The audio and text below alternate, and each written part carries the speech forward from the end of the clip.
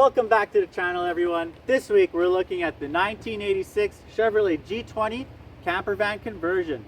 This is the full-size model from the third generation of Chevy vans, where they received a refreshed design, including rectangular headlights, a new grille, and updated interior.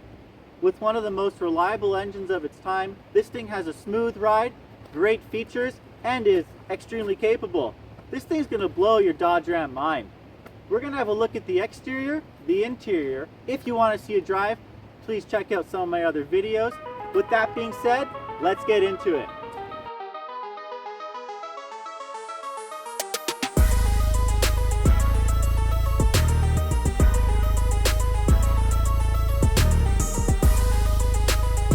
Under the hood, we're looking at the 305 V8 5-liter engine, carbureted. 1986 is the last year that these vans had the carb. This thing pushes an unremarkable 160 horsepower with 230 pound-feet of torque. Along with the 3-speed automatic transmission and lock-up torque converter, this thing is about as fuel efficient as a tractor. Alright, onto the exterior. We've got the classic two-tone Chevy with the blue and the gray. The van's collected quite a bit of patina over the years. On top, we got the white fiberglass roof. In the front end here, we're looking at this nice boxy grille with the quad headlights, and inside we have sleek hidden turn signals mounted nicely in there. Alright, continuing into the side profile, we have the Chevy 20 badge, which sits right next to our turn signals and continues that nice line down the side of the van. We have our wheel well skirts, which transition really nice into this running board. The running board is at the perfect height to step into the passenger side barn doors. The barn doors can also be unlatched into a fully open position, which allow for great views from the inside and give you a really open feeling. Moving on to the rear of the van, we have our chrome ladder, which gives you roof access. Our spare tire sits right here mounted on the back door, and we have a hitch currently holding a bike rack. There's boxy lights at the rear. The tail lights continue that boxy look of the van. The bumper is chrome at the rear, just like it is at the front, which gives you that consistent feel. Over on the driver's side, we have the chrome runners again, as well as all of the accessory fuel sources and appliance exhaust. The van comes equipped with a 40-pound horizontally mounted propane tank underneath there, as well as a 10-liter diesel fuel tank for our heater. Here we have our refrigerator exhaust, a water fill, and a plug-in for the van. Another Chevy badge here to keep it symmetrical. There's a Chevy badge on all 4 hubs, and this van is rocking Falcon Wild Peak tires for off-roading. The white fiberglass roof boasts an impressive 300-watt solar panel setup divided between 2 panels, spaced nicely between the 2 roof vents. The vent on the rear is a 10-speed reversible Maxxfan, which handles all air circulation within the living space. The white on blue really makes the high top pop and brings a lot of attention to the clean solar setup. This van has no stealth as a camper and is impressively proud in its boldness to stand out as a recreational vehicle. Let me know what you guys think in the comments down below. I really like the statement this van makes, but really it's F-150-50 what other people think about it. Alright, let's hop onto the inside. We'll have a look at the cockpit first. Right inside here, we can see a nice fabric finish on the doors and on the ceiling. It gives it a nice cozy feeling. Paired with the power windows and power locks, this thing was luxury at its finest for the year. The van's currently equipped with 7-inch Bose speakers and 1-inch Marshall tweeters.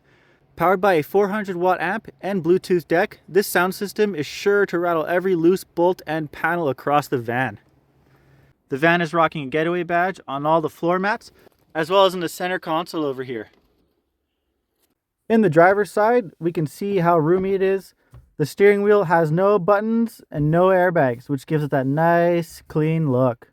The analog gauge cluster is positioned really nicely right in the steering wheel space, and the climate control is well within reach here, with some nice, smooth sliders. This is a weird one. On the left-hand side here, you have the lights knob. Pull a little bit to get the daytime running lights, pull all the way to get the full headlights, and of course, high beams are done with the turn signal. With the convenience of power windows and power locks, like I mentioned, this thing also came equipped with cruise control. The cruise control is very nice on long drives, which is what you'll want to be doing in this thing. There's nice boxy vents for climate control, one on each side, as well as in the middle of the console. and they continue that boxy look we saw on the front. There's something about this year of vehicles that just, they love boxes. So with heat and AC, you'll be comfortable all season long driving this thing. Unfortunately, no heated seats because those were still 30 years in the making. The blue of the interior matches the blue of the exterior, which I really like. It gives it that really cool, comfortable feeling. I feel very calm. There's blue everywhere in the van. Even the seats, the armrests, right, they're blue. The console has very limited storage in these two compartments. One down here and one up here. This one has an ashtray, which has since been converted into a receipt holder. There's our Bluetooth deck, which replaced the old tape player. I like the modern look in this retro van. To finish off the cockpit, we have these captain's chairs, which add a lot of usable space to the living area. All right, let's get into the living space. The living space can be accessed by either the side doors or the driver's side door and climbing around the front. The cozy ambiance of the living area is set by the upholstered pattern ceiling, the light gray wood plank vinyl floor, and the dark wood accents.